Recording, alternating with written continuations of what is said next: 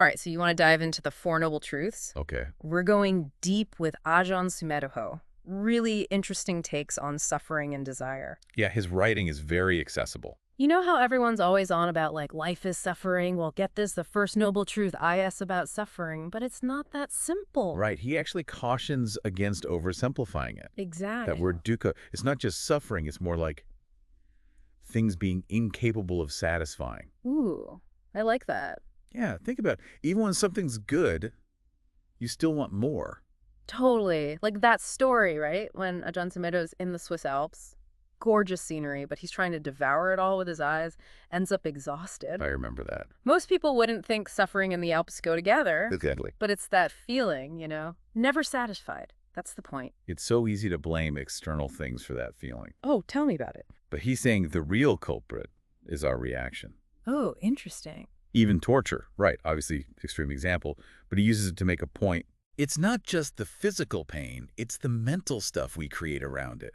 The I hate you, the resentment, that's the real suffering. So it's an inside job. Basically. So how do we actually use this, like, day to day? He talks about starting small. Okay. Don't wait for some huge thing. Right. Someone cuts you off, internet's down, wherever bugs you, pay attention to how you react. Because that's the first noble truth in action. Exactly. Love it. So instead of just thinking life is suffering, which is kind of a downer, Yeah. we can actually pinpoint where we're adding to the suffering ourselves. And that's where the work begins. That's where the work begins. Yeah. So we were talking about suffering coming from our reactions. Yeah, like it's not the things themselves, right? Exactly. But what about the things we're chasing after?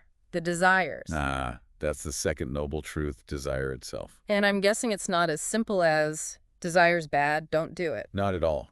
Ajahn Sumedho's really clear about that it's the clinging that causes the problem. The desire, PLS, the clinging. Oh, okay. So wanting something is human. It's how we hold on to that wanting. You got it. And he actually breaks it down into 3 types of desire, each one a little different. Let's hear it. Okay, so first one, this one's easy to relate to, kama tanha.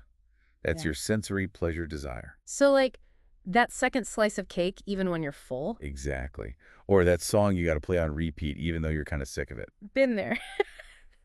Okay, so that's kamatana. What about the others? All right, so pavatana, this one's about becoming. Becoming. Okay. Yeah, it's that desire to be someone else, someone better in your own mind. So not just material stuff. No, it's like wanting to be seen as a certain way, the perfect parent, the meditation master, whatever your version of good is. Oh, I feel that striving for sure. Yeah. And the third one. This was kind of ironic. It's vibhavatana, the desire to get rid of stuff. Wait, so even wanting to get rid of something is still desire? Exactly. We think if we could just eliminate anger, fear, even desire itself, then we'll be peaceful. It's like we're chasing our own tail. Totally. But here's the thing that I find reassuring. He doesn't say these desires are BAD. Oh, good, because I'm feeling like I've got all 3 going on right now. Right. They're normal. It's part of being human. We're not supposed to be robots. So how do we work with this then? If it's normal to have desires. He uses this great analogy with a clock. Let's say you realize you're attached to this clock. Okay, attached how? Maybe it was your grandpa's or it's just super precise, whatever. You're fixated on it. Got it. Now, you don't have to throw the clock away just because you notice the attachment. That should be a bit extreme. Right. It's about seeing the attachment itself and then gently setting it down. You can still use the clock when you need to, but you're not ruled by it anymore. Ooh, I like that. It's not about deprivation. Exactly. Mm. Same with our desires. Hmm. We can enjoy a good meal, we can have ambitions, but we don't need to be controlled by them. So it's more about freedom within the desire, not erasing desire completely. You got it. And what I find really helpful is that Ajahn Sumedho admits he struggled with this too. No way, even as a monk. Yep.